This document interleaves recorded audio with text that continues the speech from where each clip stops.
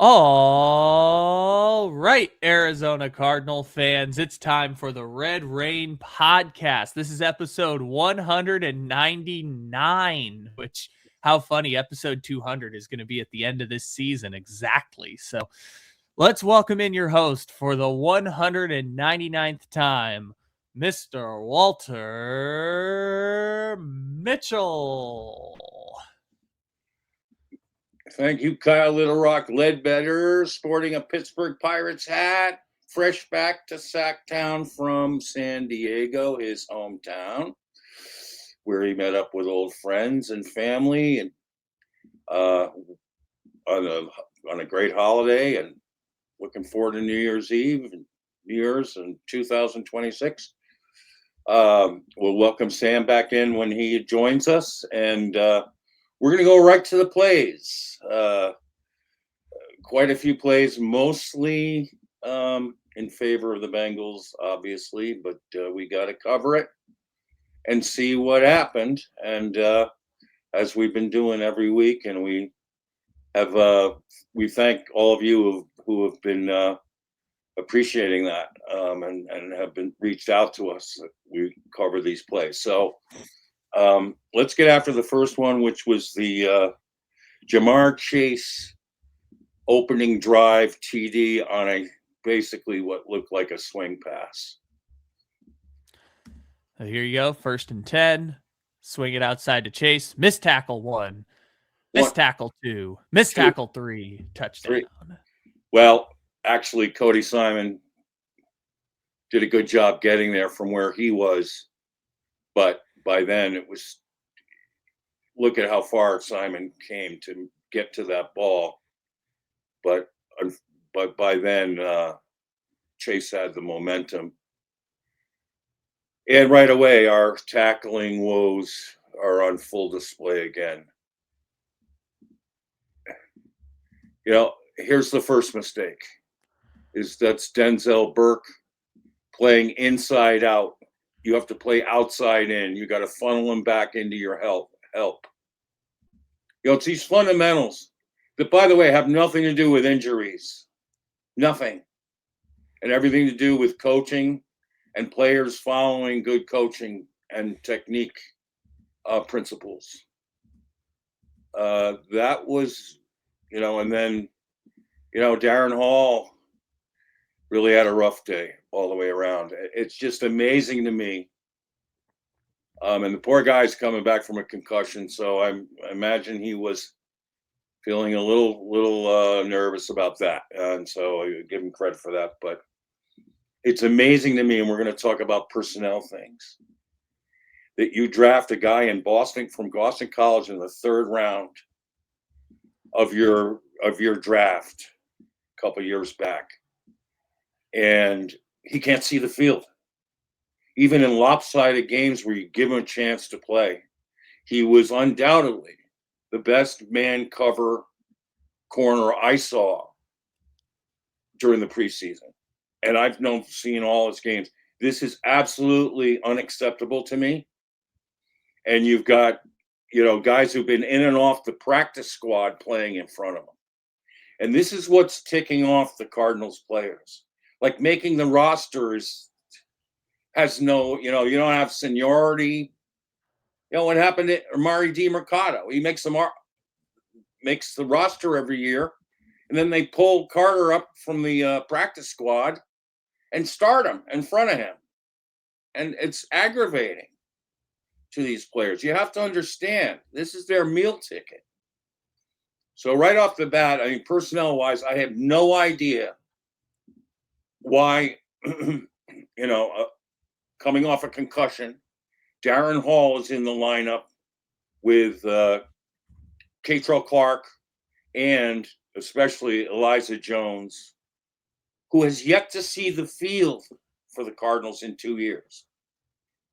With all this losing and all these lopsided games, it's like, you know, they just...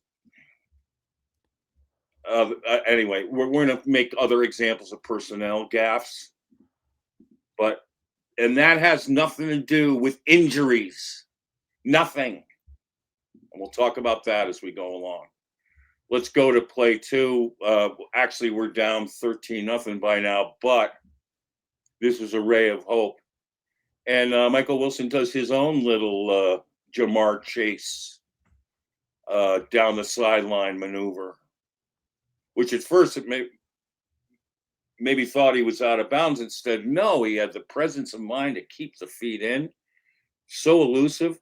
Michael Wilson has turned into a rack badger, like Trey McBride. This is so encouraging. He's athletic, and both he and McBride do not shy away from the physical aspects of the game. In fact, they relish it, and it shows.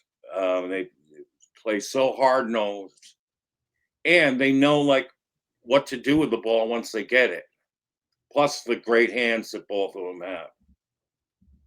This gave us early, hope that we could get back in this game at 13-7. But let's just mention how this comes in the second quarter, because this is what teams are doing to our offense now. They're playing keep away. We've seen this several games in a row now, where long sustained drives, giving up easy third down conversions by the Cardinals defense, compounded by horrible tackling, has enabled teams to, Cardinals had 3 plays in the first quarter. Run into the line, incomplete pass. That's it. That's their entire volume of work in the first quarter on offense. And in my opinion, just so uncreative, unthoughtful, predictable, ultra-conservative play calling by Drew Petzing to start this game. There's no excuse for it, in my opinion. None. And we'll get to more of that, too. Like every 2-minute drill begins with a dive up the middle for 1 yard. We'll talk about that. Now we come down. Here's the second one. This is a little later. How this can ever happen. If you're the Cardinal coaches, how do you cue this play up and look your players in the eye? This is JaMarr Chase in the slot. No one's lined up really over him. Here again, it's Darren Hall standing in frickin' cement. There's no help on the inside. No one's leveraging him. This is this caution and cushion defense that is horrible. Worst defense I have ever seen in Arizona. This is so derelict of any kind of pregame preparation. And it has nothing to do with injuries. Sorry, I'm going to rant. It's just impossible to sit through this and watch it week after week of just this pure incompetence and passiveness. And I've said this for a few weeks now. This defense is cooked.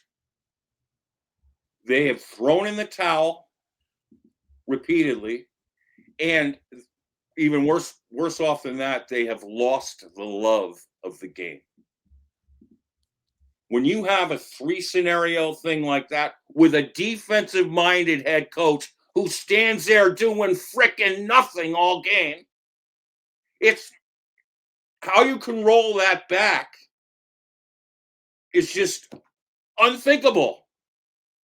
And yet our good pal Suze, who we've had on this podcast, Superfan, won the Superfan last year, she tweets out yesterday, and I think she might be right, is that with all these announcers saying poor Jonathan Gannon should get another year because of all these injuries, and that we'd like to see him get another year, although Daryl Johnson had a caveat to that. Because they're not going to say, yeah, fire the guy. It's a leading question. They're not going to throw a guy out to dry. But Daryl Johnson yesterday said, yeah, but in the second half of this game, they better show, they have some heart and some willingness to compete. Well, did they? We're going to see why they didn't. Except the offense, who kept plugging along in one of their worst days. But sometimes when you get frozen out of a whole quarter, that's what's hard. And I'll tell you what, on the other side, Al Golden had the last few weeks with the Bengals, he has his defense humming. They made the Cardinals earn every inch of grass in this game with one of the worst ranked defenses up to this date. Although in recent weeks they've been getting a lot better. That's a team that's improving. We're a team that's quitting. Next. All right. Next up, we've got just a few Chase Brown highlights kind of back to back. So this is just one. Keystone Cops.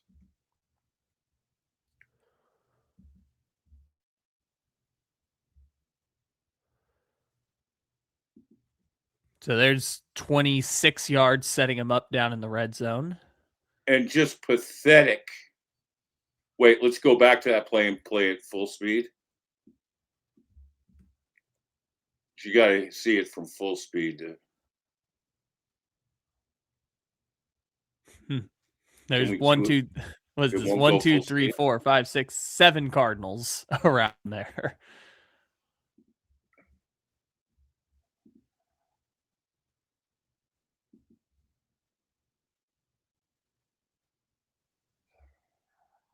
I mean, Chase is an outstanding back, and look at the way he attacks and the speed, and he's tough to bring down. I mean, he's got the package. The outside linebacker does a good thing there. That's what he's supposed to do. Keeps his outside shoulder free. He sets the edge, which means this play should be an easy tackle. Instead, our linebackers get trapped in. The line play is poor off the snap. We get the left guard just plowing his way, opening a hole. And then, Chase Brown takes, who is it? Oh, that's, it's Zach Carter for a sleigh ride. Good for Zach Carter for doubling back to try to make a play. That's good hustle. But again, the technique and the results are not good. All right, so here's the next one. This same drive down in the goal line, plunging it in for the Cincinnati Bengals.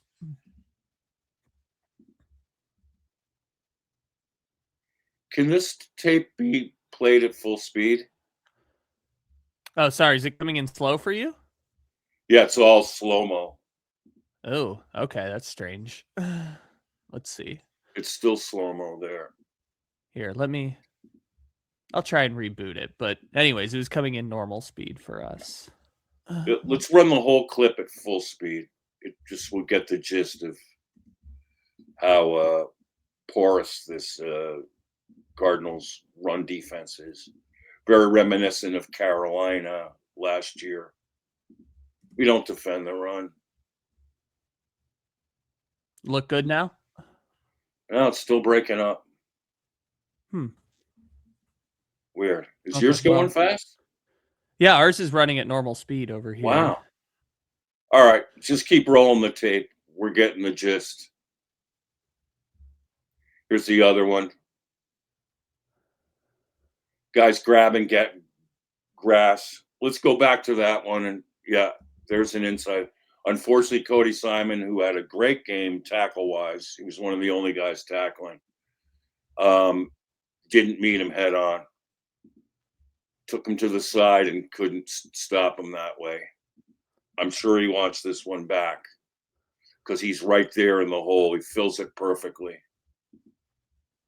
But he makes the right play on the ball. It just didn't get the tackle.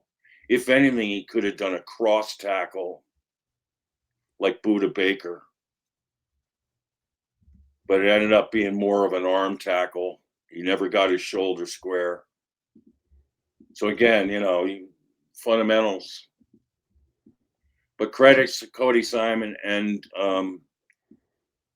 TD Rabbit for hanging in there this game and cleaning up on so many tackles that other guys missed.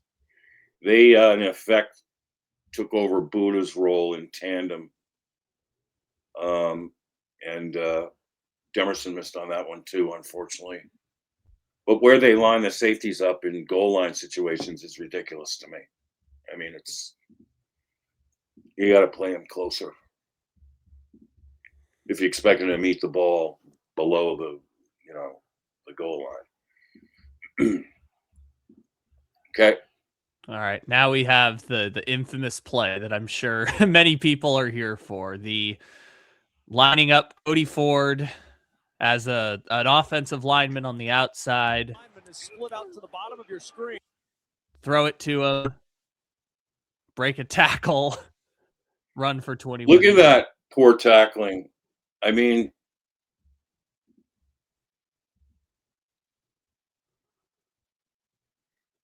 if I were Denzel Burke's coach, I would say, man, I love how pesky you're being in coverage more than most of our guys. But if you can't tackle, you can't play in our defense. It's as simple as that.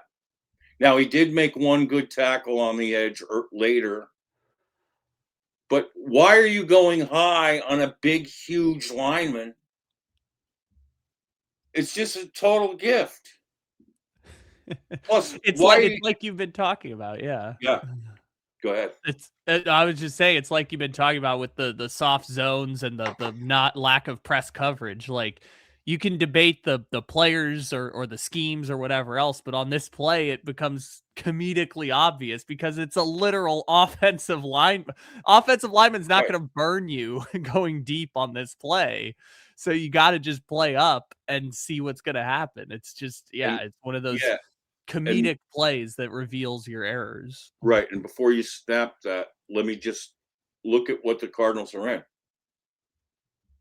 It's a giveaway. No man's lined up on JaMarr Chase again. What a gimme. No one's lined up on him. So what are they in? Soft zone. I mean, otherwise, you would think that Denzel Burke would be on a wide receiver.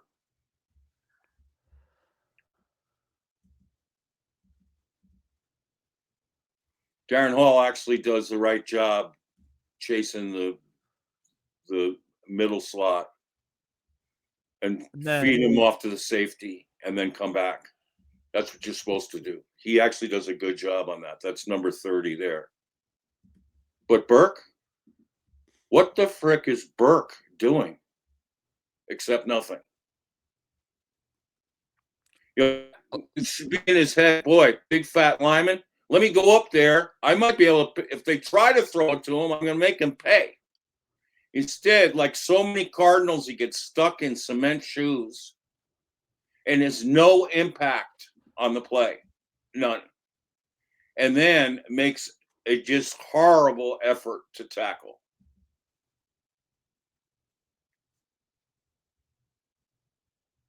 Like, I don't know how, again, the coaches, like, maybe they don't even show these plays out of embarrassment. I don't know how they sit there week after week and allow this to happen. At the expense of not playing a guy all year you drafted in the 3rd round, who I can tell you this, the dude is like from the Bronx, New York. The dude can stick people. In Elijah Jones is what I'm talking about. Catrell Clark, we know he sticks people.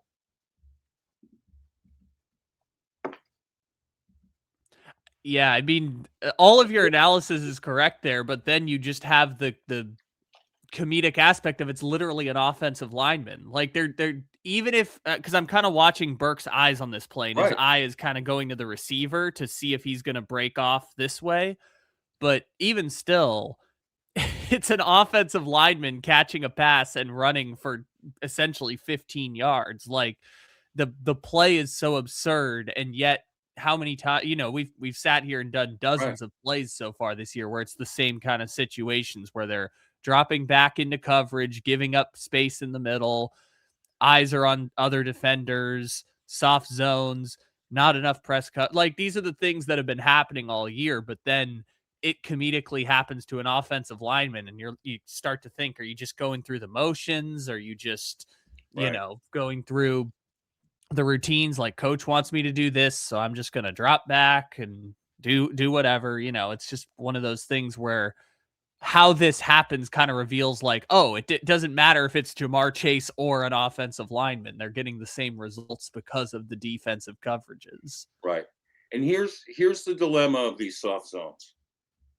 The reason why Denzel Burke has to play back is the middle slot. He doesn't know right then yet whether the middle slot will go on a corner route. So he's got to honor that to stay on top of it. But if that's the case, if Denzel Burke has the deep quarter, where is a flat? Who's playing the flat? How about no one? So you can't ask a player to play both. You can't. All right, this is how flawed these zones are. So do you see number 80 there? Denzel Burke does a backpedal because he's got to be the guy to pick up 80 if he runs the corner route. Instead, 80 runs a post right into the free safety. And Darren Hall does the right thing by chasing him long enough to hand him off to the safety, and now he comes back. But let's see how he reacts to the tackle. He gets there, and he's in on it. Here, I'll go back here. This is a better angle. And he does get lower than Denzel Burke.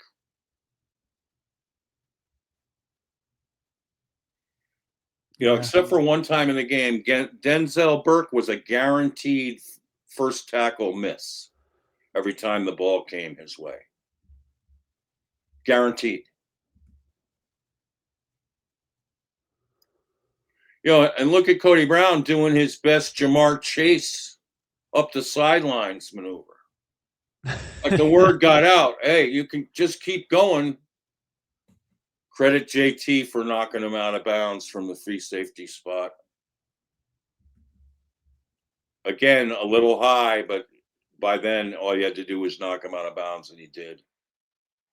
And here's the meme today, which I'm sure, no doubt, is of interest to Marvin Harrison Sr. The meme today is Cody Brown, 21 yards receiving yesterday. Marvin Harrison Jr., 0. Whoa. 21 more receiving yards. Go ahead. Yep. I was just going to say 21 more receiving yards for a guy who literally had never caught a pass before yesterday. Yeah, and I'll tell you what, with a heel injury like Marv has, there's kind of no way to protect a heel. You can't not in a tackle football game. So you're asking him to play hurt. He probably wants to play because he's restless and he hasn't done anything in a while. And the poor guy had appendicitis. He's had a really difficult year. In the interim, he's watched Michael Wilson take off. Which, knowing Marv, I think he's happy for him, Willie. I think Marv has football character that way. I don't know, But Marv has just got the weight of the world on his shoulders, and now it's, weight of the world on his heel. One of the targets that was thrown at him, he didn't come back to the ball again. This is another bad habit for Marvin Harrison Jr. You got to come back to the ball. Chase did it a couple times yesterday when he could have been, someone could have played his passing lane. You cannot let a defender play your passing lane. You just cannot. And Marv showed that on tape at Ohio State, and it was one of the concerns, and it's carried over into the NFL. He's not yet the kind of physical, aggressive player that you need and want from the X position. And he's got now he buffed up over the offseason. He looked great, and it looked like he was going to take on people. But during the course of the season, there were too many drops over the middle, kind of nervous. Now he also got a concussion, which, to his, to his situation regarding that, you kind of understand it. He's already a little skittish going over the middle anyway, and now you're playing with a concussion. I don't recall him wearing the bonnet helmet. When he came back off the concussion, that might have helped a little bit. I don't know, but we're going to have a talk about the Cardinal draft picks and the lack of development. And I don't know about you, but I'm really worried about Paris Johnson Jr. This is 2 years in a row he's ended the season on the IR. And, people saying he was leading voter in the Pro Bowl, I don't understand that in the least. Now, I love the player and I love the guy, but quite honestly, there's an argument that can be made that he's the fourth best left tackle in our own division.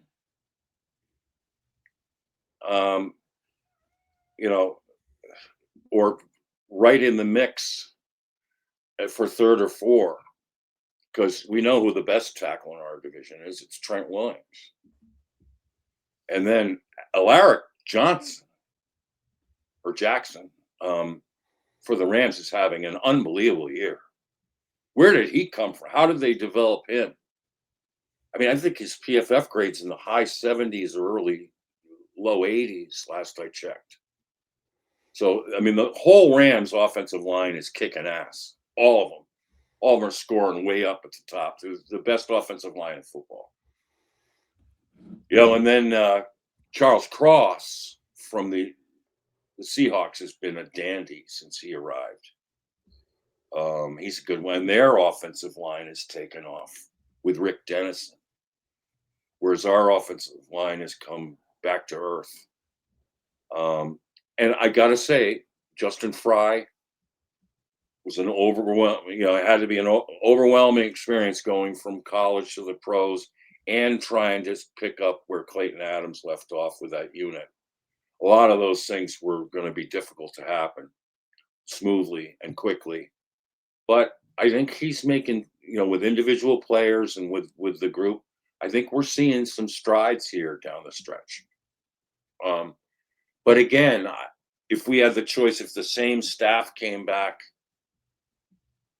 and you had a choice to get a more experienced guy to coach the offensive line or a senior assistant offensive line guy, you'd want to do it, right?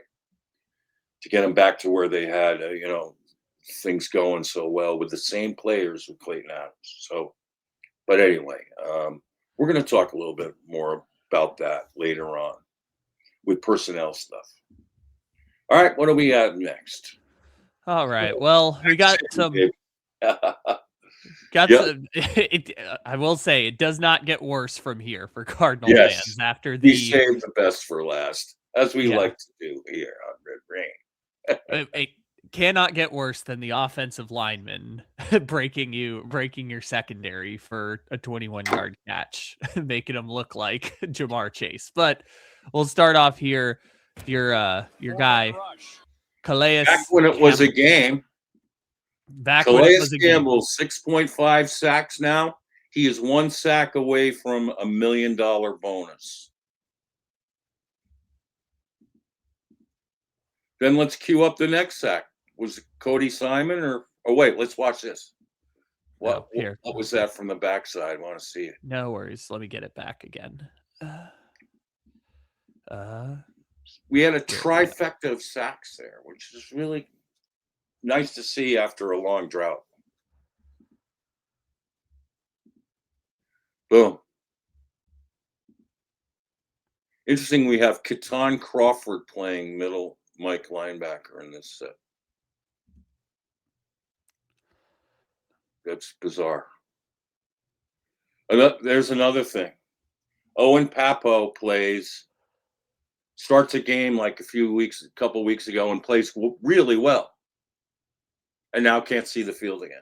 And you have Keaton Crawford, a safety, playing Mike linebacker in a passing situation, which if they run the draw, we might be in trouble.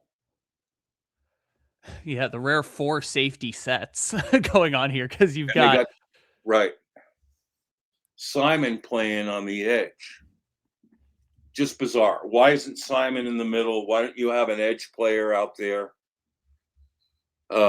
It just drives me nuts. The personnel decisions with these coaches are just agonizingly bad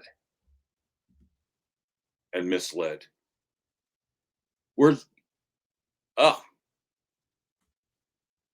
right.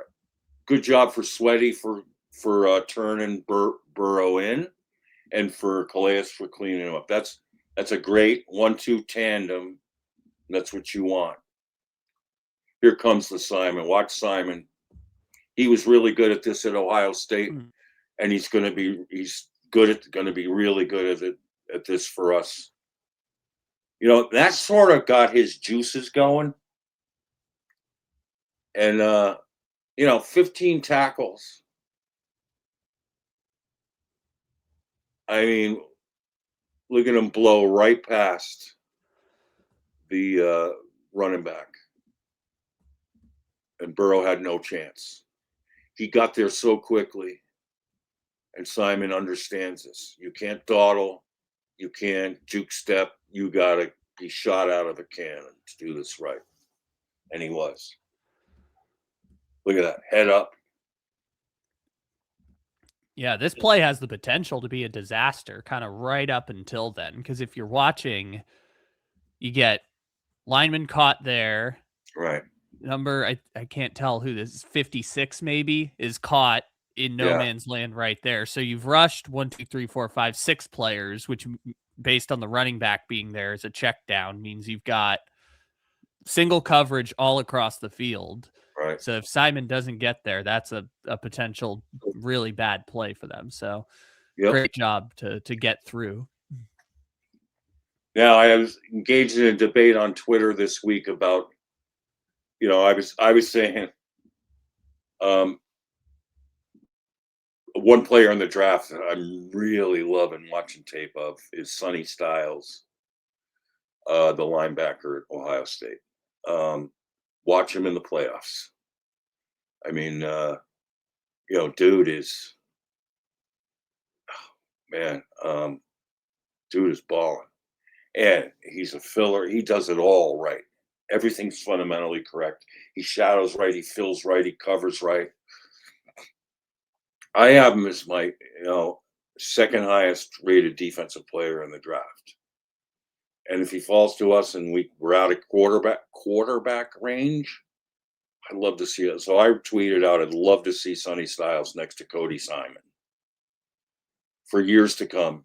The Cardinals, we'd finally figure out the linebacker situation. So that was met by one of the fans on X with, Simon's not doing much of anything. It's Mac Wilson's job. And then I wrote back, here's why it's not. Okay.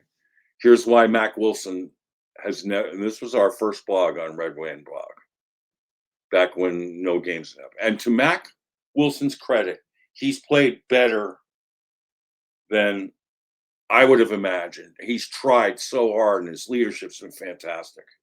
But it's as simple as this. If you watched, so one of the strengths, Mac Wilson's greatest strength as an NFL player is blitz, particularly off the side. Now that play he would have made too, I think. The way that I think Simon's a little faster though. I think Simon got there faster, and this comes into play with how why Simon's the future, the present and future going forward at the inside linebacker position at Mike, is because in the championship game, one of the major reasons why Simon won the Natty defensive most valuable player against Notre Dame was, if you go back and watch that tape, his covering of the Notre Dame running backs, was amazing. I mean, against Jeremiah Love in particular. So you have, in today's NFL, and the Cardinals haven't had this in years. With Simon, we finally have this. He's fast enough and instinctive enough to do it. You have to have a Mike who can cover the wheel route from a running back. And for years, McVay, Shanahan, been nailing us on that left and right.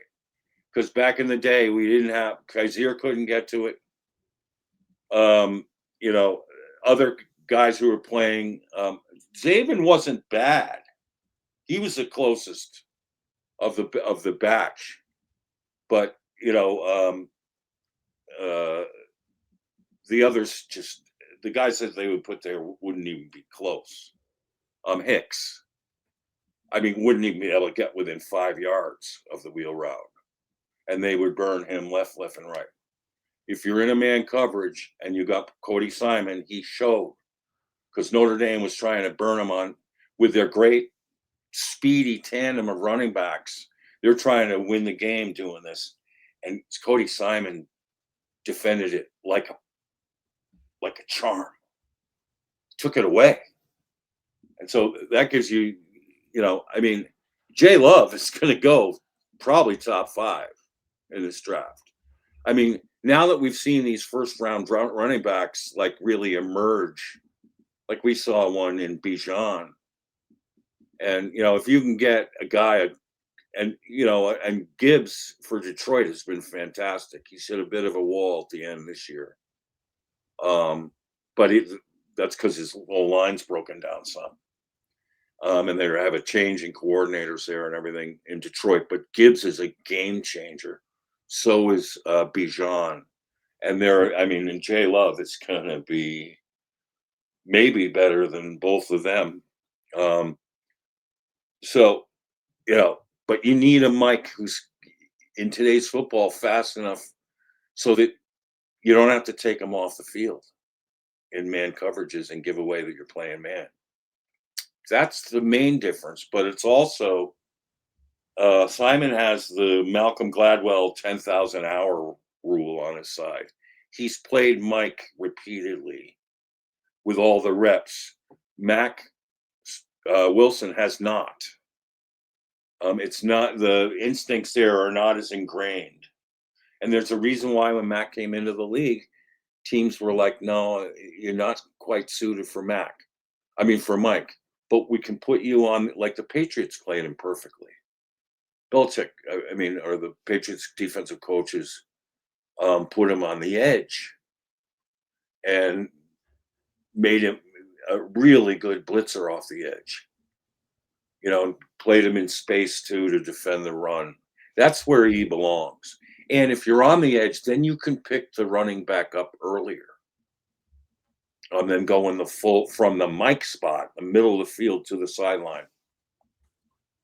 If you're already halfway to the sideline playing the edge, much easier. So that's that.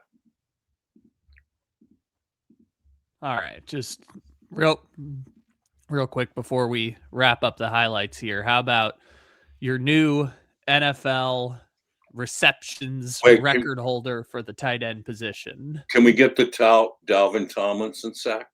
Oh, that's right. We do have a Dalvin Tomlinson sack. Let's put that. The big man showed up.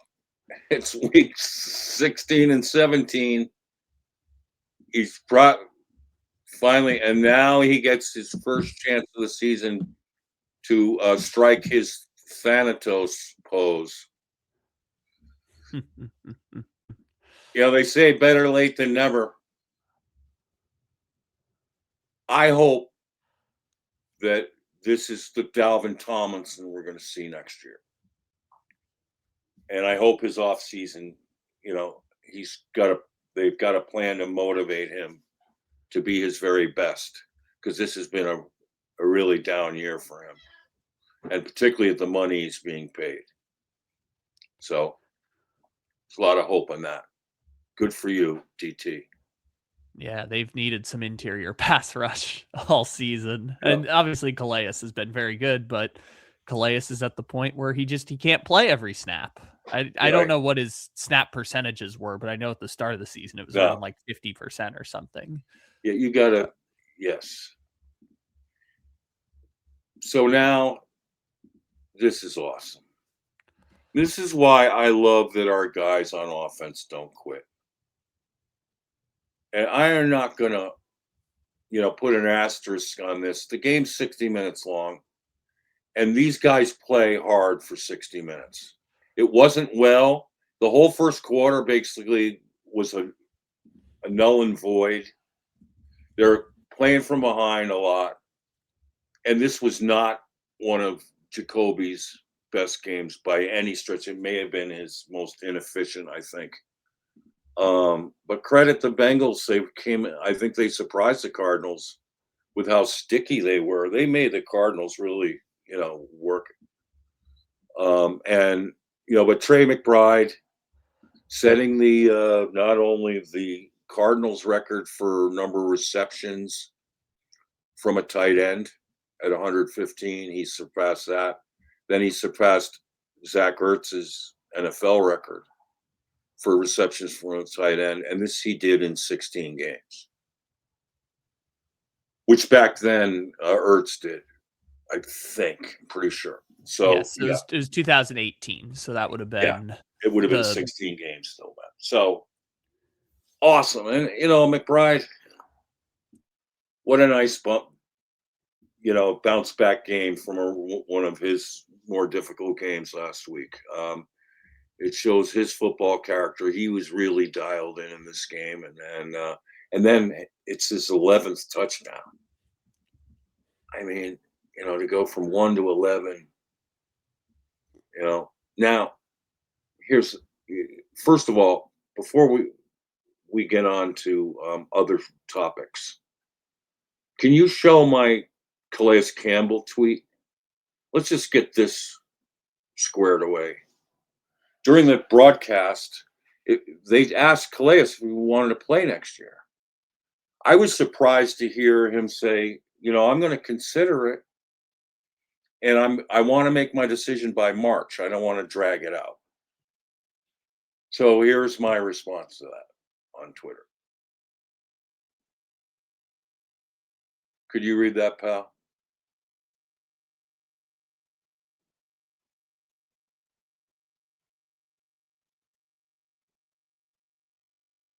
Can you read that?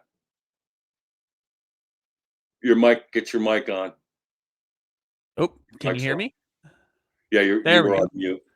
Gotcha. Cardinals should give Calais Campbell 10 million reasons to return for 2026 and give him 2% of the 2026 Casita profits for extra measure. And give his family a their own booth at the Casita. In the play area for his kids. This would be so huge. Plus, Calais is still chasing records here. So there's an incentive that way. But also, with Walter Nolan is going to be out for quite some time. We don't know when he'll be able to play next season. All the more reason why to have Calais back on a pitch count, but part of that rotation. And as a mentor of the group, which he's been doing. I don't know if you saw him and Darius Robinson having a little chat on the sidelines yesterday. I was so impressed by that. The level of Darius's engagement in asking Calais, going through questions of, techniques, and Calais answering and being all, very eager to help the young man out. Calais is such a great leader, and it would really stink to have Calais go out as a Cardinal in this season. We've got to somehow manufacture hope for next year and give him a chance to win, go out a winner. Somehow, some way. But if there's any possibility, he should be a part of this thing. And they ought to incentivize him to do it. I think part of it, too, is that he's one of those Ring of Honor players that we talk about. And the fact that he is coming back to Arizona is pretty cool. So, he should be allowed to end on his own terms. And, within reason, they could haggle a contract. But for the most part, he's earned the chance. The fact that he's willing to come back after leaving in free agency and how many Cardinals leave and are not on good terms with the organization. The fact he was willing to come back and is such an important player in their franchise's history signifies that, they should probably allow him to stay if he wants to stay. Correct. So, that was encouraging. That gave a sliver of hope during yesterday's game.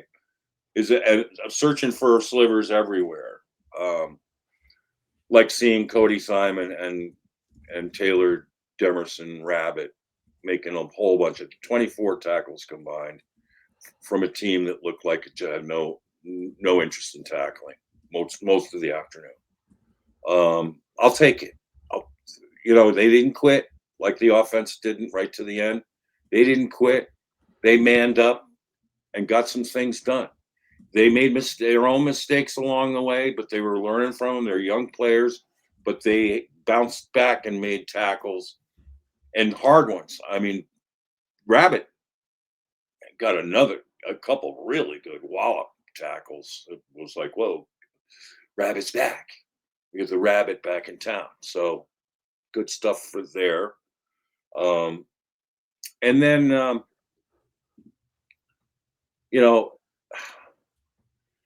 could we go to my tweet from the halftime of yesterday? I was just so, like so many of you, disgusted. Yeah, here we go. So we've got from WBJ Mitch. This is the worst prepared / coached defense the Cardinals have ever had, and there have been some bad ones. Drew Petzing cannot even come close to running a 2-minute drill. Neither can Jacoby. Cardinals need a new GM, head coach, coaching staff, and starting QB in 2026 more than ever. All right, so there's one little thing, little caveat here was the best 2-minute drill I saw from Jacoby was the last drive of the game. Now, albeit versus, I think Bengals had some second stringers in there, but there was a guy right on McBride. That nifty play from Brissett, the way he floated the pocket, the way I've been begging Kyler Murray to do for years, and make throws right from that launch area with a sidestep. Let's go back to the Brissett touchdown pass to Trey McBride. This is a nifty play, and it made me think twice, well, let's not count out Jacoby completely. I mean, in an ideal world, I think you find a guy you want to build this thing around for the next 10 years. But if it's a guy you have to develop first to do that, you got to look at that. Just float in the pocket. That was a Brock Purdy move. That was a total Brock Purdy move right there. And the presence of mind to get it out that fast. If it happens a second later, none of it happens. Unfortunately, Josh Fryer whiffed on his tackle. Fryer is not really a left tackle. He's a right tackle. But he's been working his butt off trying to, 78 there. Gaines has been so good. Adams has been really making strides. Fro's one of the best centers in the game. What we really need is a healthy Paris Johnson Jr. to try to take his game to the next level. And we need to figure out the right tackle position. And in my opinion, not through the draft. Or at least not through first. None of those tackles from where the Cardinals are picking are best players available too. I mean, you have to consider that. There are some second round tackles that I think are really fascinating, and they're right tackles that I think are really fascinating. We'll talk about that when we get to draft time. Then I don't mind it, but there's a couple free agent tackles. Braden Smith from the Colts would be ideal. He's one. Illuminor from the Giants is another. Walker from the Packers is another. I mean, we got some guys we could sign and plug and play there who are veterans. To me, that would be with two young guards. Flank the young guards with more veteran players and a veteran center, and you're even better off. But you got to make a wiser pick, a better pick than what we did, unfortunately, with Jonah Williams, who couldn't hold up physically. But interesting that I wrote that at halftime, and then I thought, wow, all right, we finished a 2-minute drill. I'll take it anywhere we get it because, yes, all right, it's the end of the game. Yes, it's garbage time, all that. All right, fine. But you have to do it first before you can do it again. And at least we saw it there, is what I'm going to say. And that tells me, if Jacoby wins the job next year and he's shown he can run a 2-minute drill, then we might be winning some games. But at least I think. Sorry to cut you off. I was thinking part of it too is that even if Jacoby comes into camp next year with another rookie quarterback, like the 2-minute drill thing was the part that you were holding up on for a season that's actually been pretty good for Jacoby. Like, even though I know everyone brings up they're 0-8 since he took over and they have negative point differential of like 14 a game or something like that. And that's totally fair, but Jacoby's numbers across the board and passer ratings and everything else are saying he's been decent. I mean, at least an average to above average starting quarterback this season. And I understand why some people look at that and say, hey, if we can do this, this, and this around this kind of play, then the team could be that, which I understand the argument. I understand it's probably low ceiling on Jacoby's play, but he's been very good this year. There's no way around it. He has. And I'm really happy you said that. And yes, a lot of his yards and touchdowns have come when the team's way behind. But why are they getting way behind? Because it's, what did you say in the tweet? The worst defense you've ever seen from the Arizona Cardinals? Just my good pal Joanna, Cards fan. She's awesome. She wrote yesterday, we're now the Arizona Generals defense to the Harlan Globetrotters, Washington Generals. We're now the Arizona Generals. Yeah. You want to it's call the general. Oh my God. It's so true. Crazy. We're like Keystone Cops. It's just so embarrassing. But here's my report card for Jacoby Brissett. Effort, A. Leadership, A. Getting the most out of players, who are unsung, A. The refinements of his game, there are things that he's, still working on to improve. I would say his overall quarterbacking performance is probably a B+. He hasn't been perfect. He's had some moments. But to get a B+ in this scenario, and part of it is this just ultra conservative play calling from Drew Petzing that is just so, he hasn't gotten the memo. Why is he trying to establish a running game in Cincinnati down right off the bat, down 7 points? The timing of that, it just doesn't make with our makeshift line. And they've been defending the run a little better lately over there.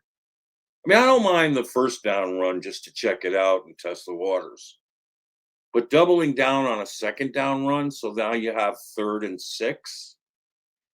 And then Jacoby under, duress airmails the out pass to Wilson, and we're off the field.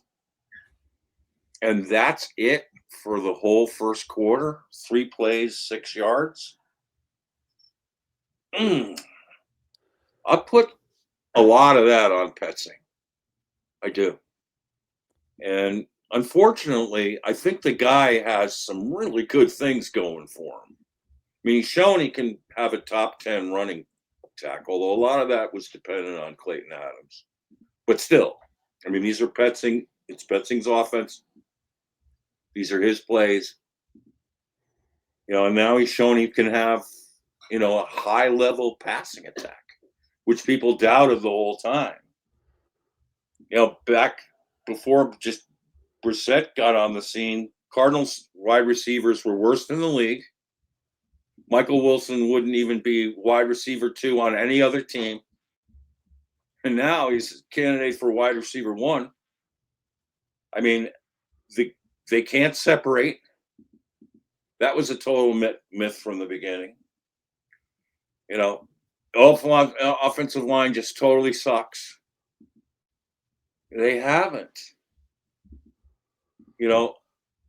What's amazing is the last 4 games before this one, I have to check the stats on this game, but the last 4 games before this game today, they had 9 sacks, only gave up 9 sacks.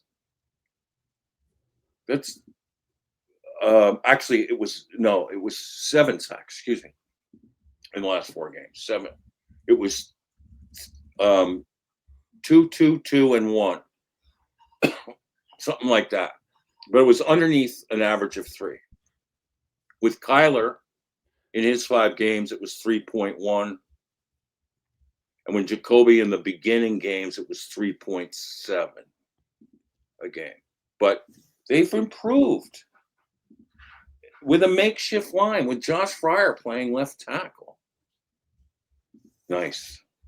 Yeah. So these are the sack numbers by game this year. Oh, good. So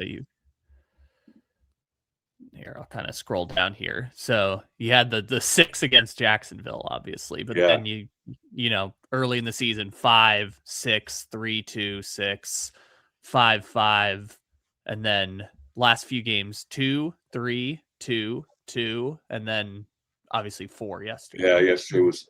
So look at this. It was 2, 3, 2, 2. This is what I was talking about. 5 and 9. Yeah, it was 9 sacks in 4 games, which is less than 3 a game. Which is far better than their average this year, which I think is like 4 per game.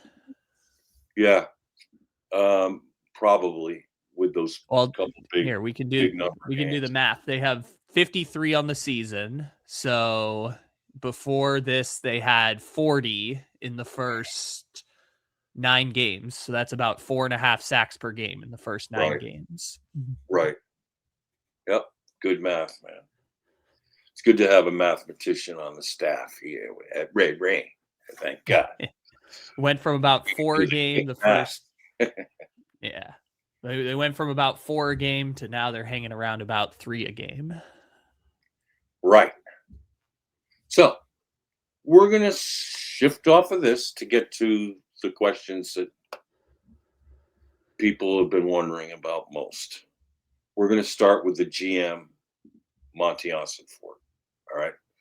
Now, Kyle, will you go on Twitter and see my poll results so far?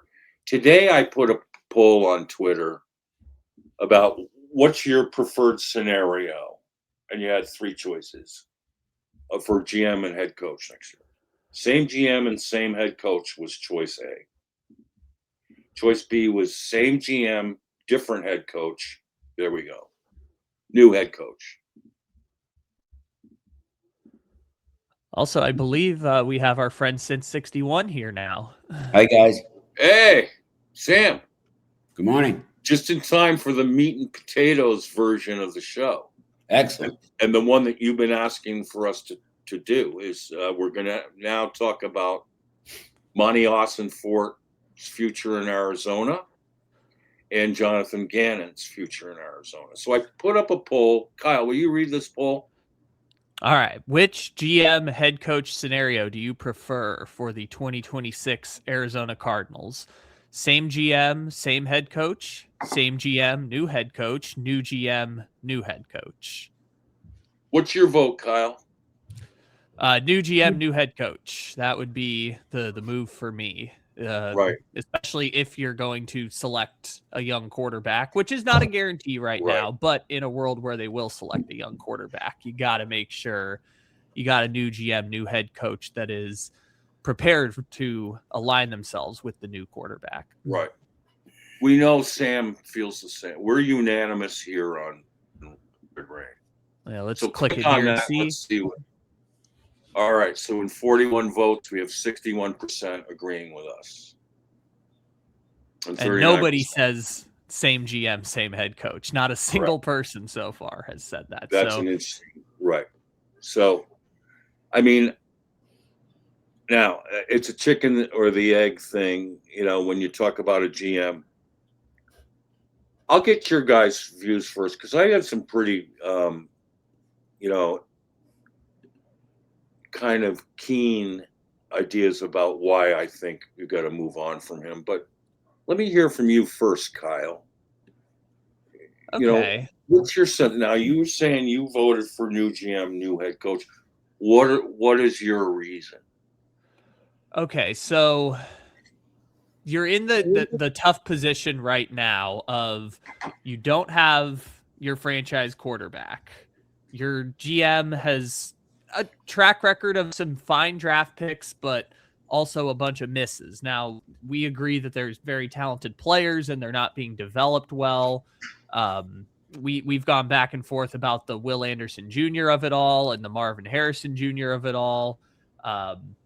He's drafted some players with injury histories that have bared out to be repeated injury concerns situations. I mean, Walter Nolan, obviously this year, Garrett Williams was coming off of a torn ACL in college and has played very well, but, and by all accounts would be a great draft pick, but obviously now has torn his Achilles and he's going into what is essentially a contract year off of a torn Achilles, and we'll see how that ends up going. But anyways, draft picks with injury histories that have kind of combusted, what feels like misses at the top of the draft.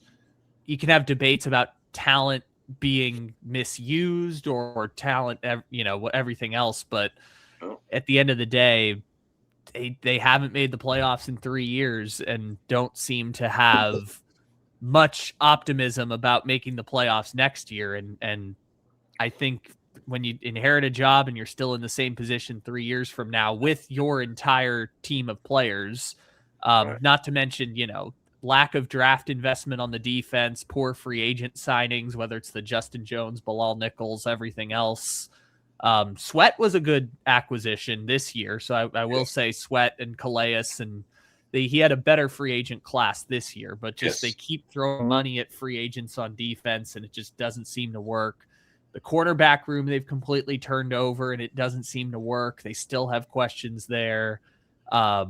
He just hasn't done enough of a job to warrant the benefit of the doubt. And if you're going to be drafting a franchise quarterback or bringing in a franchise quarterback, that is a multi-year investment that you're making in a general manager, which would require a contract extension. And at this point, I just don't think Monti Ossenfort has earned a contract extension. So you might be better off just cutting bait and trying again with someone who maybe will find the job more desirable with the chance to draft a franchise quarterback.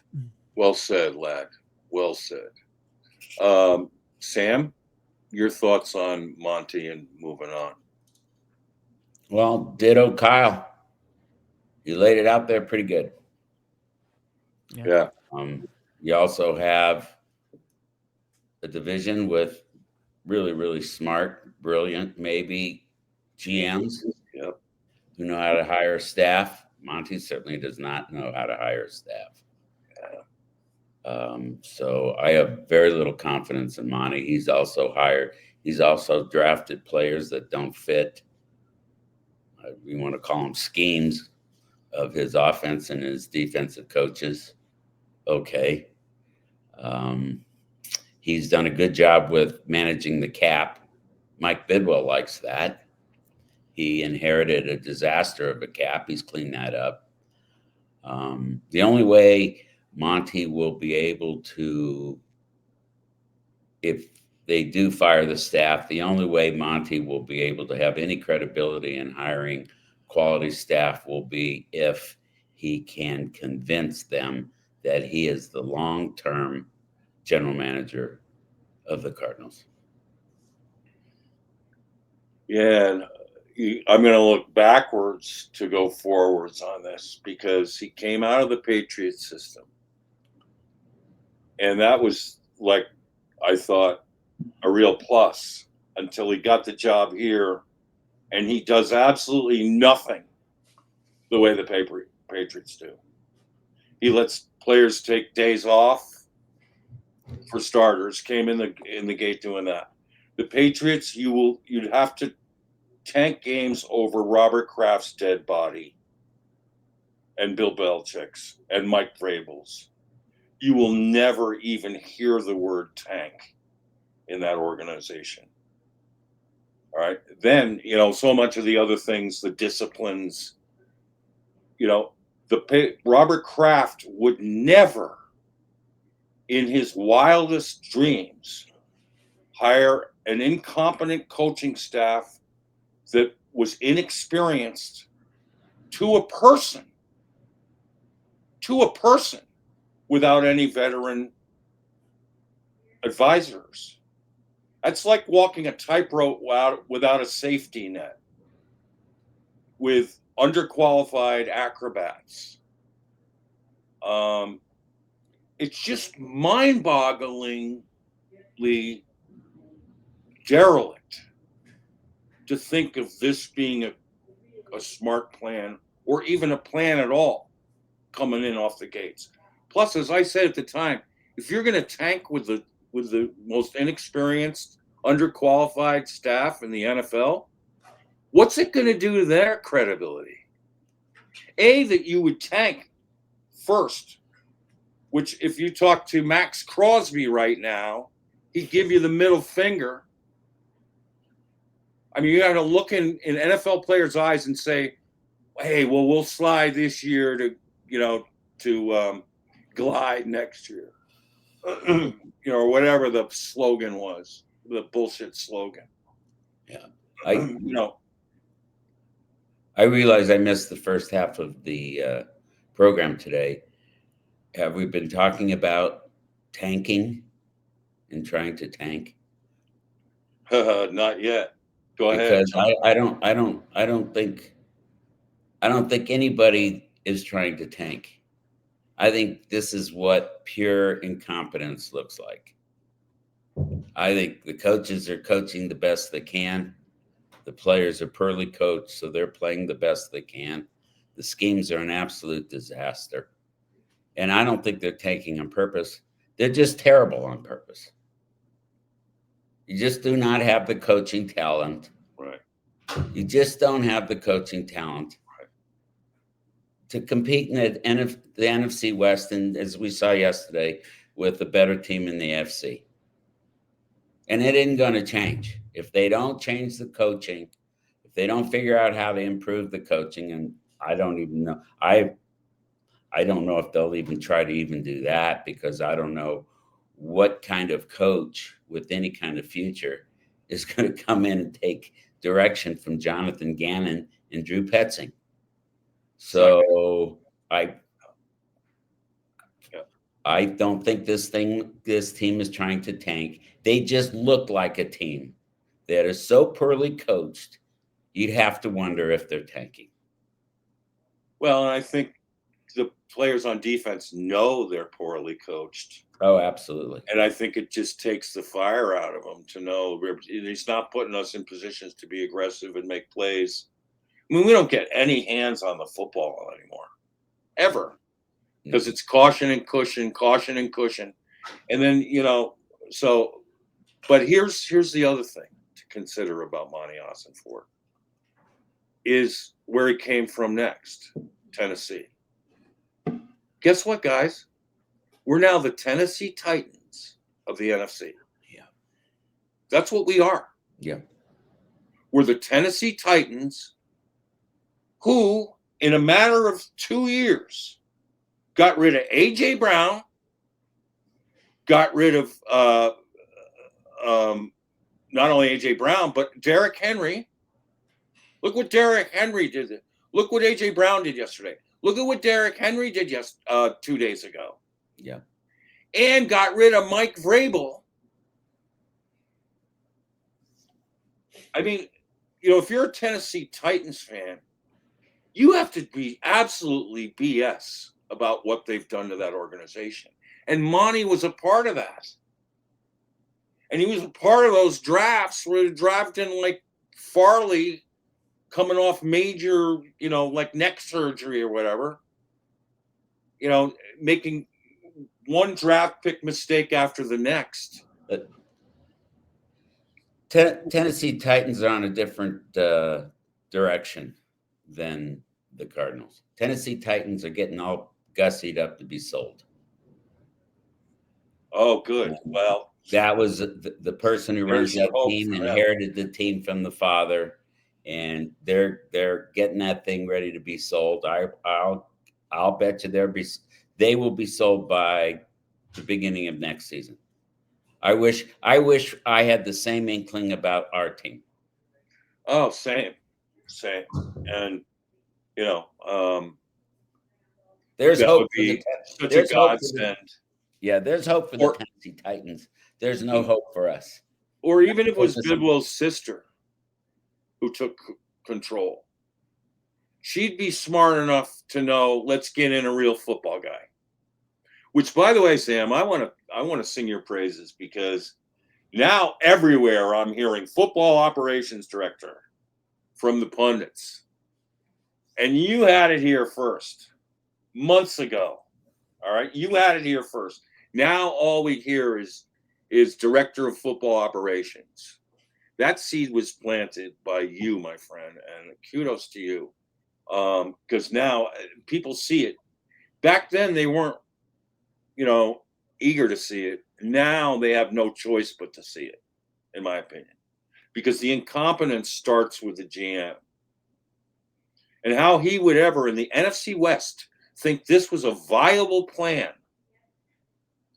And then, plus, he broke a bunch of rules. Oh, yeah. Doing it. Yeah. Which is embarrassing. And the lies. Yeah. And all these, deceptions of like, oh, Kyler hurt. And all that posturing through the trading deadline to then immediately put him on the IR afterwards. It was a joke.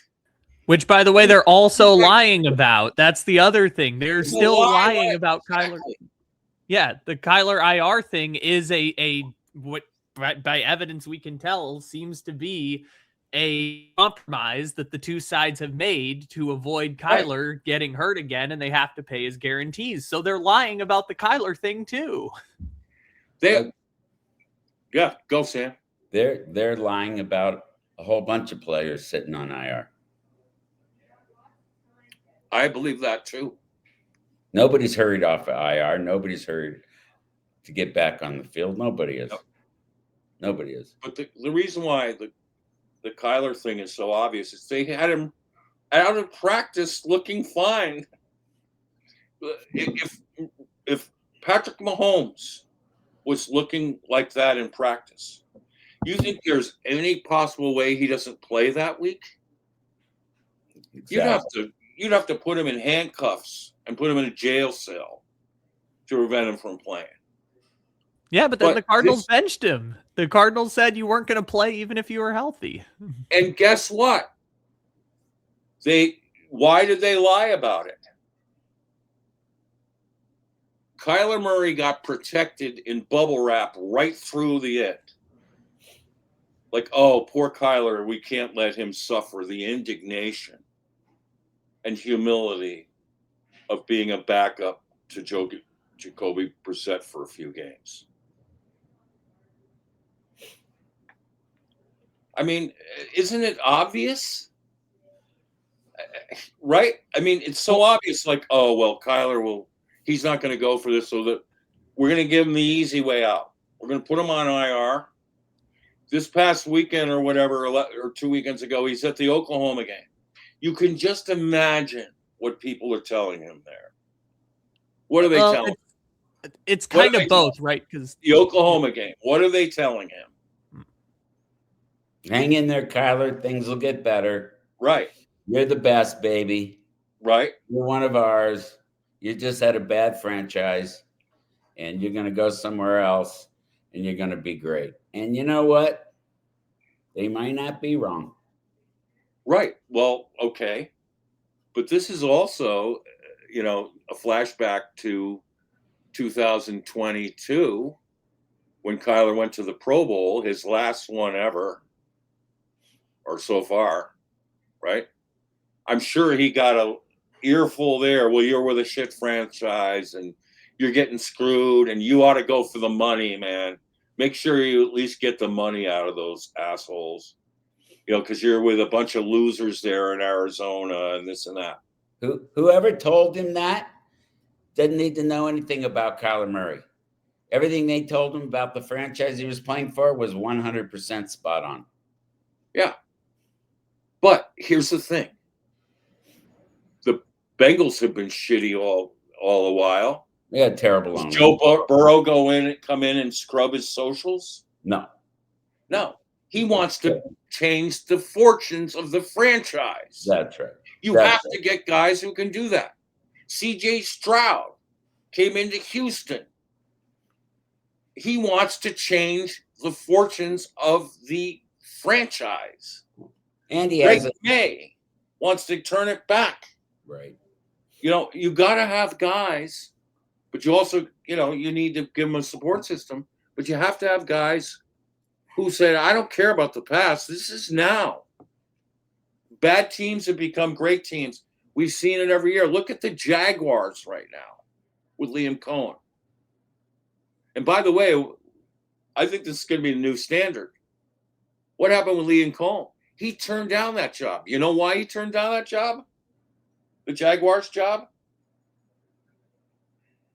He didn't like the GM.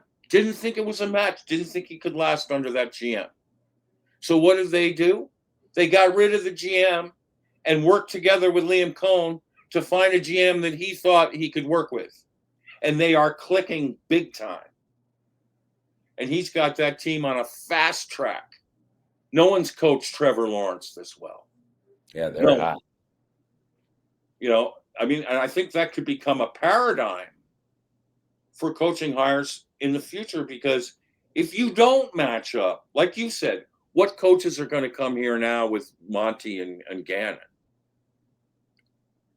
It's probably desperate guys who won't be coaching anyway. Correct.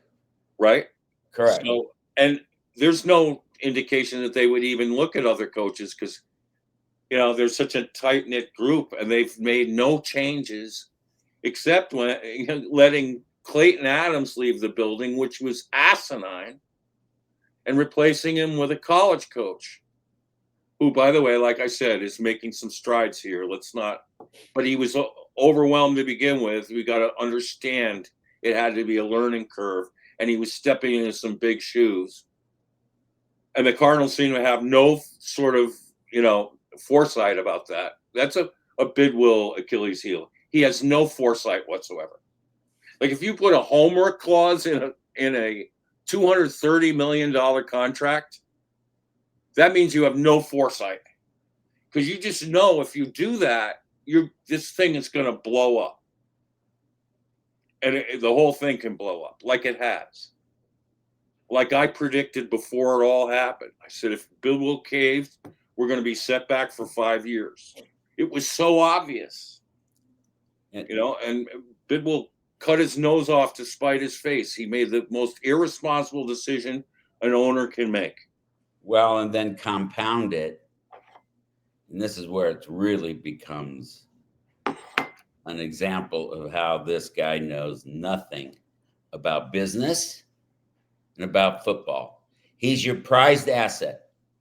Everything you have is tied up in this kid. So what does he do?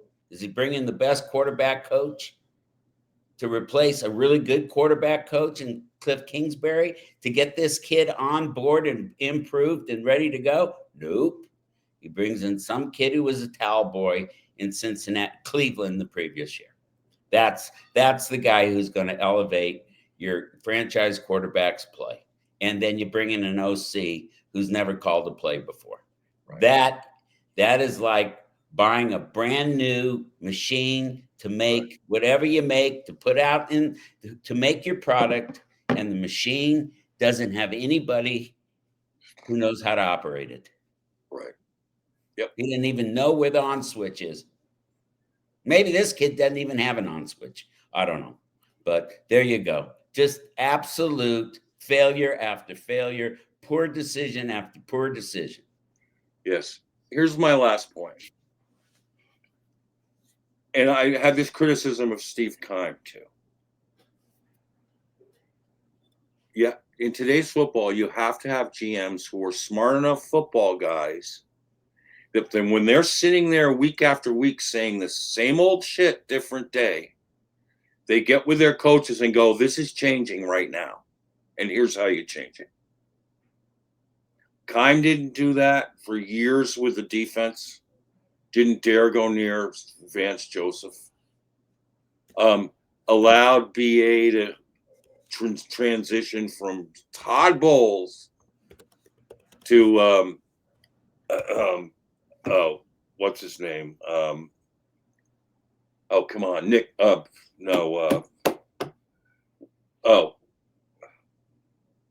guy with 3 years experience who was in linebackers coach. Betzer. James Betzer. James Betzer. Betzer. I mean, Steve, are you a good enough football guy to understand to put your foot down on that one? When, by the way, Dick LeBeau was available. So was Jim Schwartz. Yeah. All right. And if you really want to win, and then this Amos Jones guy who was running special teams horribly. A good GM steps in and goes, now, no one knows that better than Sam, because when Vance Joseph arrived as DC for Sean Payton, the early going was really ugly. They lost the game 70 to something. I mean, it was horrible, horrible, horrible defense with a very talented group of players, by the way. And remind our viewers again what the GM there with Sean Payton decided to do with Vance Joseph.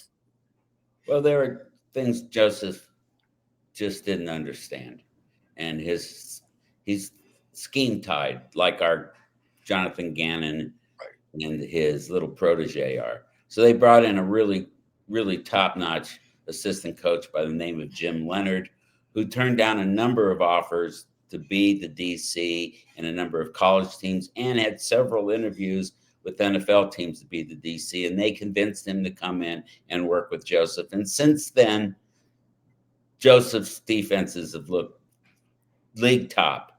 Now, did our GM do that? Our GM wouldn't even think of that. And I don't know if our GM would even have a name in his head of someone he could bring in there. Plus, you've got an arrogant little brat as a head coach with his little protege there, and they know everything they need to know. They're the smartest guys in every room. So who knows if they would have even been receptive to that. I mean, if you want to keep this coaching staff next year, you call Marvin Lewis, who's living in Desert Highlands, and you say, Marv, just come in here, show us what's going on, sit at the table. Maybe you have some ideas of what to do when we don't have a clue. Oh, maybe Doug Peterson. Maybe you bring in a Doug Peterson on the offense to help Drew Petzing. Those guys are around. Those guys would be looking for some work. Those guys don't need the spotlight. Those guys don't need the microphone, but they may, with hell of a lot of experience and a hell of a lot of experience dealing with players, maybe they would actually help this staff. But what do we know? Better yet, just make them their coordinators. Well, if they, I mean, I'd rather have them calling these plays. 100%. Oh, there's no question. I mean, advising may not do enough. I mean, they've called plays. They can do it in their sleep. Talk about the 10,000 hour rule. I mean, Rouse and Petzing are still, where they played 50 games. There are 100 guys in the NFL. There are another 100 guys who used to be in the NFL who have more damn experience and more success than the coaching staff we are currently paying now. Correct. Shouldn't be too hard to find somebody. And by the way, if the Cardinals lose next week and they're 14 underdogs, they will have lost more games than the NFC West combined. Yeah. Combined. Wow. So, I mean, I don't know how you run this thing back and save face with anyone. But, I mean, both of you guys, let's shift over to Gannon. What does he do well? That's that's how I was going to answer your question on whether we should keep Jonathan Gannon.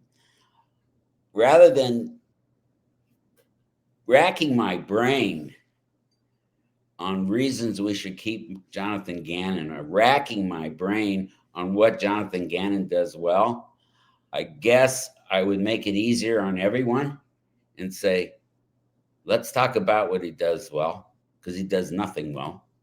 And why should we keep him? Why shouldn't we keep him? We should say, why should we keep him? It's a very short conversation. There's no reason for either. This guy is a terrible coach. He was a terrible coach day one. He's not improved. He hasn't grown. He makes his players look like idiots because they're completely out of position. He doesn't know how to coach in the fourth quarter. He has no ability to get a stop. He can't run the clock. He can't manage a clock. And bottom line is, he's a defensive coach, and there isn't a kid on his team who knows how to tackle. Or wants to. Or, well, if it's like I said last week, the only shot we got at getting rid of this kid, and he is a kid, and this little protege of his protege who is so good at disguising defenses. His defenses are so well disguised, his own players don't know what the hell they're doing. But the only way to get rid of them is if you have a Calais Campbell, a Budda Baker, a Jacoby Brissett, a Trey McBride walk into the biggest idiot in the world's office and say, hey, Bidwell, these guys need to go. Right. That's the only way these guys are going to get fired. Well, and I'll guarantee you there are agents for players on this team who are making phone calls and saying, you better get my kid out of this. This kid has a future. He doesn't want to play for you. You're ruining his career. Correct. I want him out. What do we need to do to get him out? Right. We have yet to hear the follow-up from Marvin Harrison Sr. I can just imagine what he's sitting there thinking. Not that I think that should matter so much, but because of Marv, I think you have to pay attention to it. I mean, Marv is wound up like a top. I mean, he is a person and player conflicted. And unfortunately, he's been besieged by some bad luck, some injuries, an appendicitis attack. Fortunately, he was able to come back from that pretty well. And although he said he still felt weird out there, he's tried to push it. He's really tried to get things going and get him on track here. I think he's also under enormous pressure, not just from elevating his play, but in doing so, from being able to be in a position a year from now to demand $40 million a year. You just know it's coming. You know it's coming. Like if the Cardinals want the right, the privilege to have this, generational talent on their team, It's going to be a Kyler Murray situation all over again after 3 years. The father's going to get involved. He'll be the spokesperson. They'll scrub their socials or do whatever. We want out. They'll do whatever. Because right from the get-go, there's no doubt from me, in my mind, that everything they do is a business decision first. And, they're looking at this as from their Topps cards to their, right off the bat, they were involved in all these business deals, from their sitting out the whole pre-draft process as a business decision, from Marvin Harrison Sr. doing all the talking in the pre-draft process. I mean, they want to cash in big time. If they retain this staff another year, Marvin Harrison Jr. will not even begin to command that kind of money. So he will be traded or he will leave. Right. And I think you have to consider, what we have to figure out first, and this is why, gang, I want to announce this now. Kyle, Sam, and I are going to come back to you next week, probably on Tuesday. So we want to be on top of whatever the news is. All right. So, we want to be able to report on that and discuss it. So, or we may even jump in on a late Monday. We're going to get to the podcast next week, number 200. We want to have news to report on about. Yeah, if they get fired, we'll spring into action. How about that? As soon as we can get the three of us together, we'll get it out there. All right. If we see Mike Bidwell in front of the camera on Black Monday, it will not be good news. In my opinion, if he's there back Monday, he's going to tell the world we're running it back. Right. Mike Bidwell is the slowest guy in the league. If he's considering replacing these guys, like he always does, he's the last guy to hire somebody. He is going to be doing his homework. He's going to be talking to whomever about replacing whomever, and it's going to take him a while. But if we see him on Monday, it's because he's telling the world, I'm running this baby back, and I'll see you guys later. Don't talk to me the rest of the offseason. That's how a spoiled, rotten, entitled child would handle this situation. Exactly. Kyle, will you get on the screen this tweet from Eagles Fan Central? It's at PHILA capital FAN capital CENTRAL about Gannon. The one that you quote tweeted about Gannon? Yes. Yeah. Can you pull that up for us? Because the Eagles fans told us. They told us about this, and our guys were the fans. Understandably, you want to be hopeful and optimistic. And can you play the vid? Might be your last one here because you might get the call up. No, Philly's keeping me. We're good, bad, or indifferent. I'm staying here. Billy. All right, just good, bad, or indifferent. Take the good out of that. He's got it hit it right on the head. It's bad and indifferent.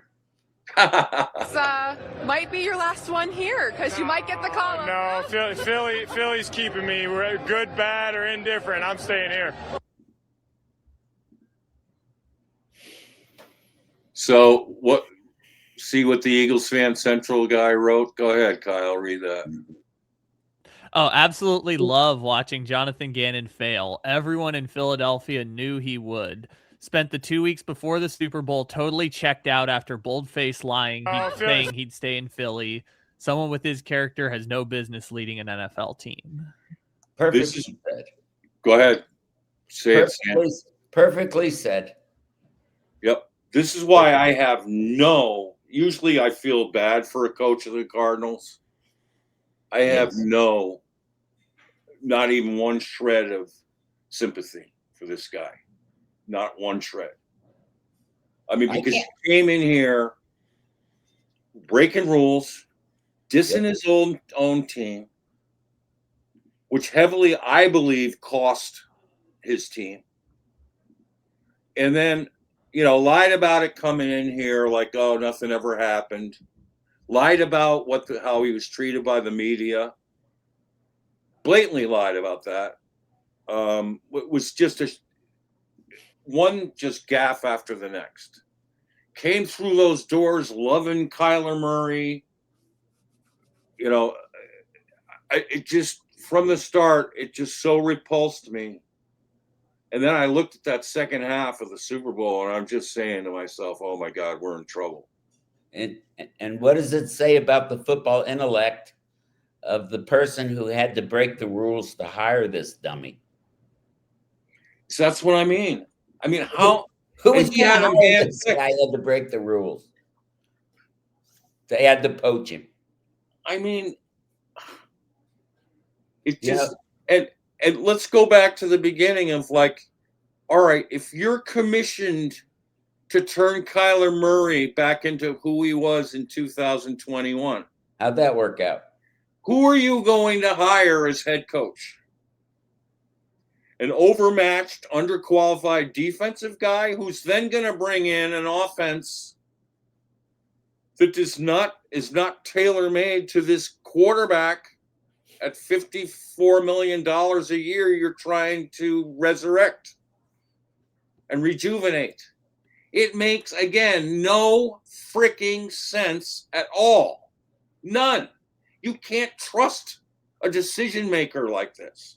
And now he's leaving if you get rid of him, he's leaving two programs in shambles.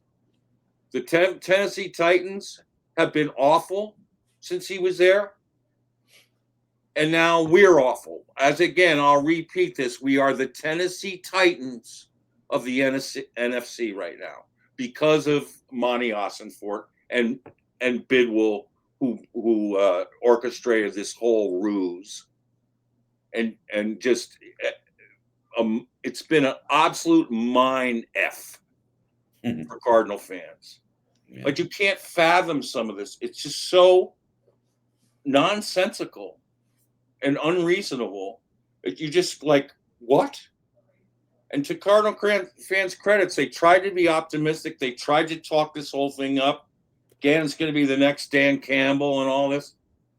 Jonathan Gannon and Dan Campbell are about on the opposite ends of the NFL universe. As people, as professionals, I mean, there's no comparison between the two. To this day, Jonathan Gannon is Mr. Teflon after games. He's not phased in the least.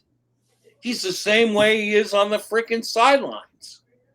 A freaking statue. I mean, this guy, everything's water running off his back. The only time he's ever gotten a little emotional was when he was criticized. And punched the running back for dropping the ball. Yeah. I mean, that was a fireable offense right there. I mean, Bidwell fined him probably because, as he always tries to do with his own employees, get ahead of the NFL. Yeah. Which ends up burning his ass anyway. Yeah. As it did with Kime. But, I mean, Gannon, yet the TV announcers just have all this sympathy for him. Now maybe they've just sort of paid off to me or this and that. And like I said, the TV guys can't go, yeah, they got to get rid of this guy. I've never heard a TV guy say. They can't say. Yeah, they can't say it on the broadcast. They've got to go. They got to point to. Well, here's Brian Baldinger will say it. Brian Baldinger has said it. He will say it. He absolutely will, and he has said that. Yeah, you can't run it back with this guy. Right. It's not working. No. I mean, he's made no defensive adjustments. It's like the definition of insanity, which is doing the same thing over and over again and expecting a different result. It's insanity when you have options and you don't use them. When you don't know what the hell is going on, then you just you just keep running it back. You just don't have kid doesn't have a clue. No, Petsing doesn't have a clue. It's obvious he has no fix. None. He's in court. He doesn't know. Right. Here's what, if I were the GM, I'd call him into my office and I said, here's what you're going to do this game. You're going to play what John Madden believed in, man-to-man football. You're going to have matchups on every play.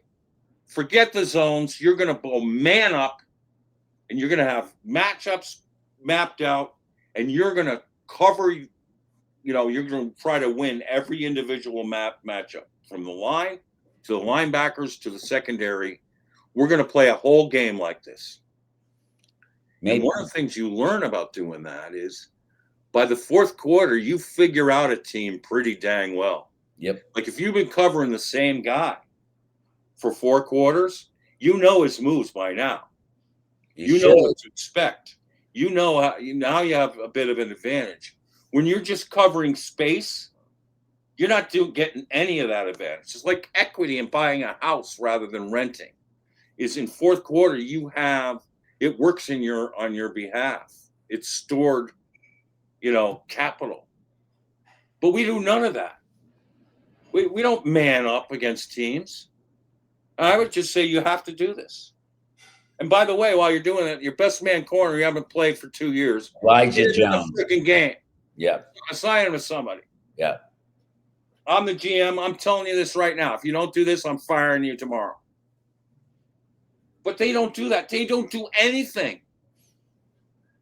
Which prompted, it was Benjamin Garcia, I think, on Twitter.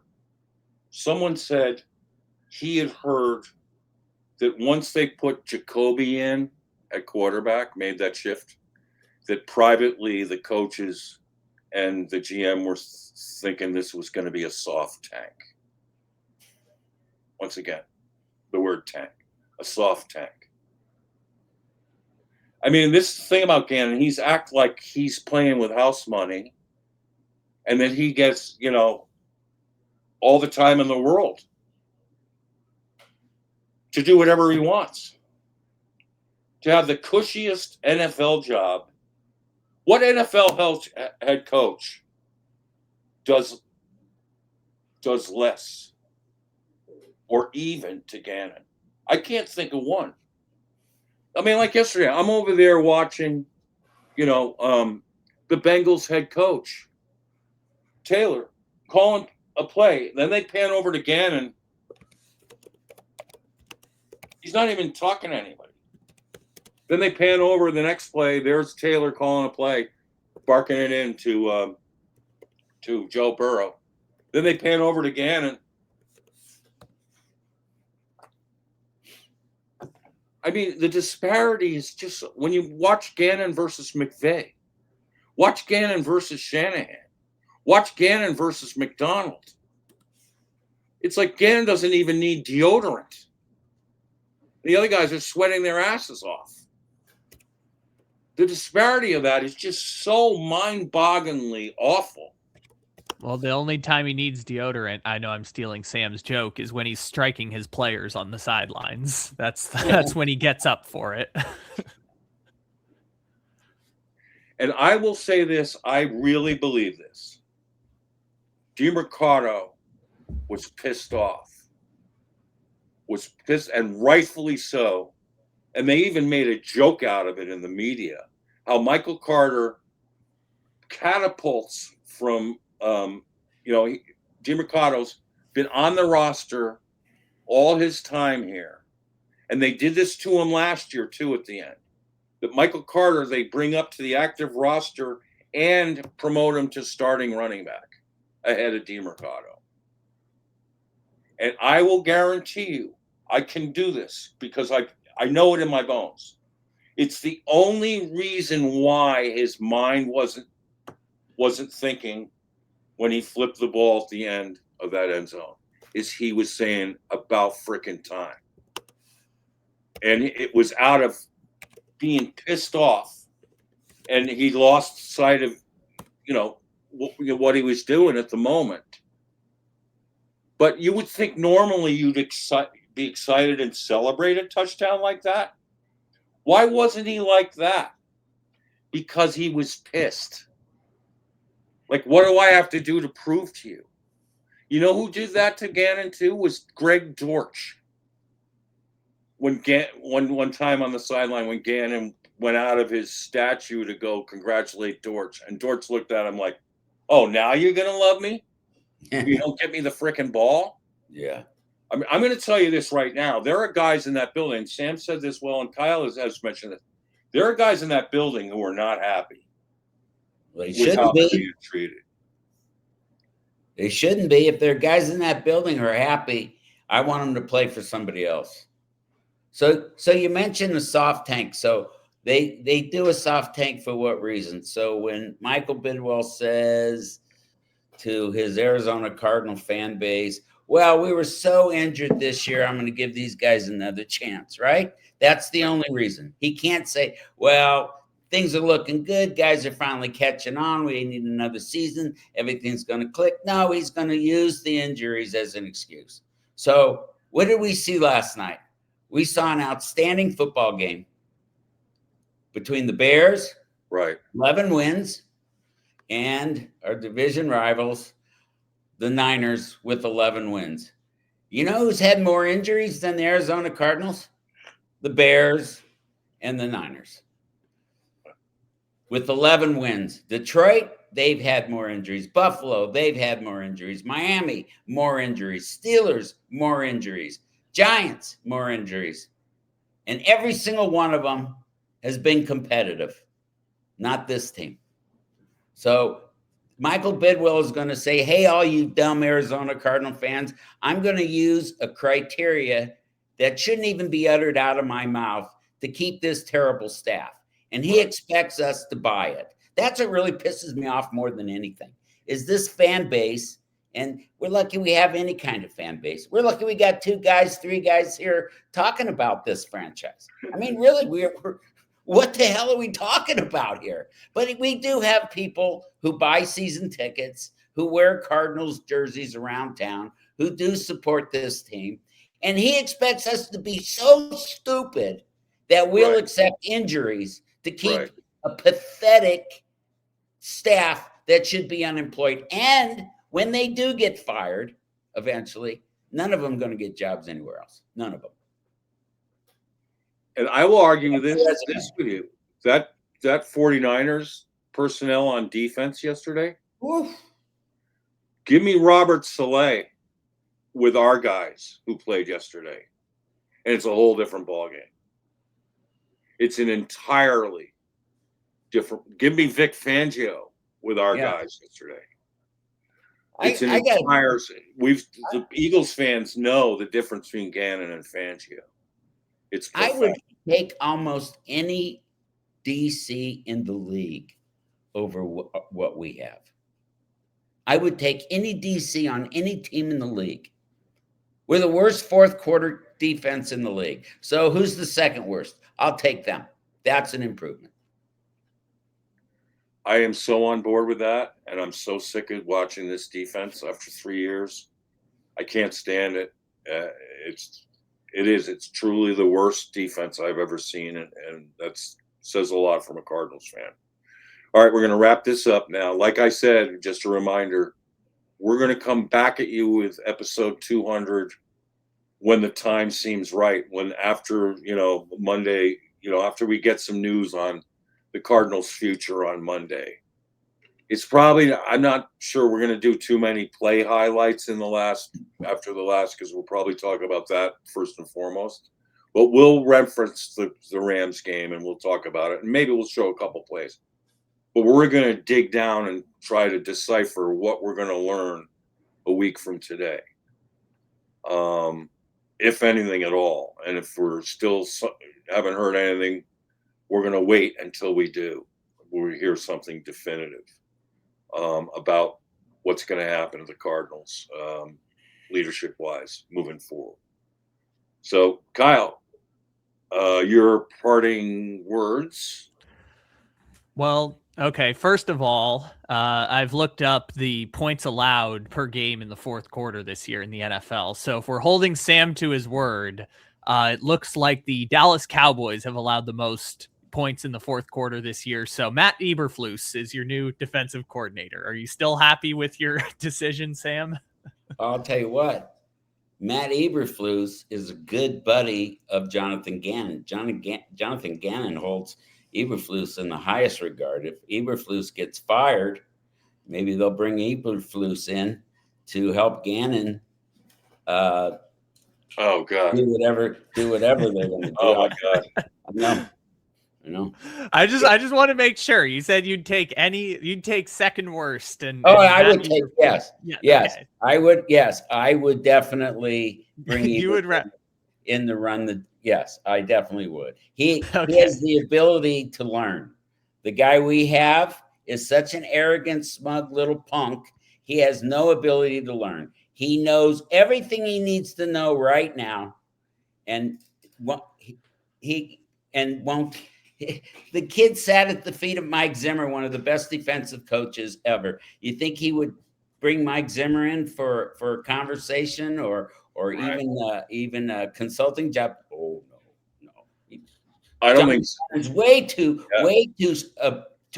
smart a defensive genius to do that. That's my opinion of this kid. Right. Yep. Yeah, well, the thing is about Eberflus too is that this is Eberflus's defense we're running. Yes. In Arizona. So he'd done it longer, so he'd probably do it a little better. But the defense is so flawed to begin with. You better have the best pass rush in the league, or you're not doing anything. It's just we got to move away from the Eberflus, Gannon style of defense. I think that's a given. Go ahead, Kyle. Finish up.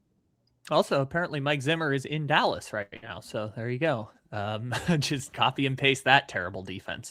My kind of final thought, because I know we won't do a show again until all the news is kind of broken, is I do think it's going to happen. At least Gannon, I do think they're going to have to move on from the coach. I do think it's going to happen. And we've talked a lot about the Titans game and him striking the player and all the stuff like that. But that, I think, still to this point has been the most embarrassing loss any NFL team has gone through this season. That fourth quarter in Arizona. I mean, that day after, they were the laughing stock of the league. And I can't think of a team that's gotten laughed at in that way since then. And since that point, they are 1-9. There's been clear regression on the defense, as we've outlined.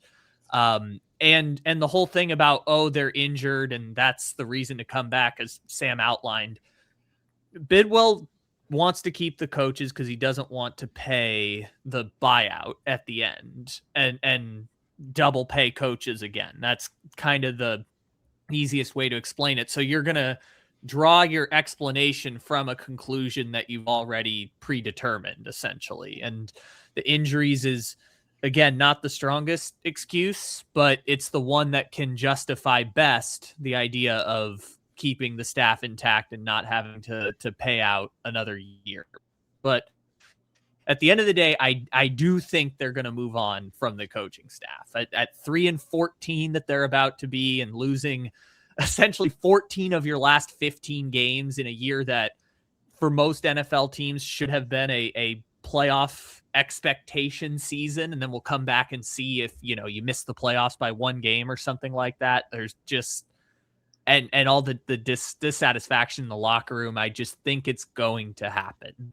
It seems like the writing is on the wall, regardless of what's being said or the conversation around it. I just cannot. I think it's going to happen. I think at the very least, the coaching staff is going to get changed out at the end of the season. It just doesn't seem feasible to continue back, knowing that the fan base is dejected, knowing that you have no thing to really hang your hat on in terms of success or chance of it getting better in 1 year. it's going to happen. I feel like it's going to happen, but we'll see what happens when we get here next week. Thanks, buddy. Sam the man. Well, who could argue? He just listed quickly all the reasons why every owner in the NFL would replace and change the coaching staff. So let's see what our owner does. Let's see what our owner does. And that will tell us everything we know about our future, won't it? Yeah. So should be a very interesting week, particularly a week from today, just to see what's going on. My biggest thing is we are a franchise now, and that's why I wrote the tweet, more than ever, we need change. Because we need hope. I mean, I think if you just sign up for more of this, you're resigning yourself to failure. And I mean, I remember I felt so bad for Dave McGinnis, Joe Bugle. These were good men who worked hard and really tried. And they took a much greater role in what they were doing. Joe Bugle was coaching that offensive line to the end. And the players played hard for them at the end, where it was sad to a degree to see them go, even though we knew we needed change. We needed something different. We needed a different approach. We needed a different voice or whatever. Sometimes that happens and comes. In this case, it's more like, a Dennis Green scenario for me. From day one, once I started hearing Dennis Green promote himself as a top 5 offensive guy and then start cutting guys like good guys and not replacing them with good guys to make statements, I said from day one, I know I got just harassed at my website, Arizona Sports Fans, when I said this from day one. I said, he's toast. This isn't going to work here. And I just knew it wouldn't work. And I've had the same feeling about Jonathan Gannon from the get-go. I mean, what he says, I can't trust anything he says. None of it sticks with me as being truthful. That from the beginning, the lying, the cheating. And any football guy who would do that to his own team during a Super Bowl week and agree to, be so cavalier about losing football games to the point of tanking has no integrity to me. There's none. We were talking earlier about guys. If you asked Robert Kraft to tank a football game ever, you'd have to kill him. And I want to hold the Cardinals to the highest standards. I'm not interested in mediocrity. Neither is Sam, neither is Kyle. We want this team to win. We don't want to get it twisted, as Gannon suggested.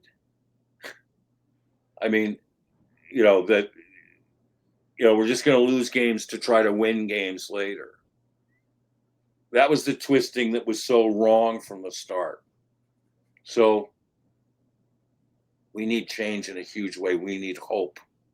And we need a quarterback who's going to be in it to erase the past and move us forward like Drake May's doing in New England. If we have a great guy as a bridge, if we need that. Or maybe he's a guy who can come in and, there's so many options out there. Don't say, oh, we don't have Kyler's a better option. No, timeout. We need, after 7 years, we need a new guy with a fresh attitude, with no baggage, to come in here and compete on the highest of levels and try to take us to places we haven't been in a long time. So if this opens up where we can have a hope of somehow getting some, and the hope, as Sam has said from the get-go, hope of getting a director of of football operations, director of football operations who can run this thing, so that Michael Bidwell can do his businesses and hang out at the casita, or Cafe or Casa Roja, and then put it in the hands of a real pro. Bring Ernie DeCourcy out of retirement. I mean, Ernie DeCourcy helped Bidwell make one of the best decisions he ever made, was hiring Cliff Kingsbury to coach Kyler Murray, which for 3 years was trending in an amazing direction. Only he sandbagged Kingsbury from the start. And when Kingsbury didn't like what was going on defense and wanted to change, he wouldn't give it to him. When Kingsbury was getting backstabbed by his own offensive line coach and asked for a change there for insubordination, he got denied that too. It took groping a woman in Mexico to get Sean Kugler off the staff. That whole thing was so dysfunctional. It was the worst of Keim, the worst of Bidwell. And the one guy the hardest working guy in the building was Cliff Kingsbury. And he was the guy who had the most skill and the most experience calling plays that we've had in a long, long time. Since BA. So, and BA was really good. So, that's where, if we can get a football operations guy and then we can attract the right kind of people, imagine that. Imagine the hope. We need hope. And going another year or walking this back might destroy it, even worse. And you also have the responsibility of you're going to have to unteach the Cardinals players that you get from Gannon and his staff. You're going to have to reteach them how to play, how to be competitive, how to be reliable, and how to win, how to finish. We need a coach and a director of football operations who know all about that and what that entails. So, yeah, hope you guys have a really happy new year. I'm really excited for these college games. I imagine you are too. We've got a lot of guys to look at. Be interested to see where the quarterbacks are at this time next week, right? I mean, we got to look at Mendoza. We got to look at Moore. We got to look at Simpson. That's a really interesting stuff there. And look at the other quarterbacks. I mean, maybe there's some diamonds in the rough there, but and some of the stars there. But when you watch Ohio State, take a look at Sonny Styles. Take a look at that kid. I mean, hello, dude is amazing. And he's my fallback if and those two edge rushers. Take a look at the kid at Miami and Bailey at Bain at Miami and Bailey at Texas Tech. Those two kids can rush that edge. We need another. We got to get a pass rush back in Arizona. Those two kids are great. And that's my three right there, the trifecta. Reese, the other Ohio State kid, I like, but he's raw, and I'm not sure he's an inside linebacker. I think he's, more like a Micah Parsons type you put on the edge. So that's more of a project with him. I think he's the athlete, no doubt, but I like Styles because he's so good. And then Bain and Bailey are benders, man, around that edge. So keep an eye on them while you're watching the games. And Happy New Year. Stay safe. Take the car keys away. Put them somewhere else. Stay home. Watch these beautiful football games. Enjoy yourselves and dream of the day we can once again see the red rain of confetti shower down into the Red Sea when we won the Hallis Trophy back in 2008. Greatest moment of my Cardinals life. Adrian Wilson crying on TV. I was crying too. I can cry right now thinking about it. So anyway, have yourselves a great week. Until then, may the red rain shower down on you into the red, red sea. Red rain.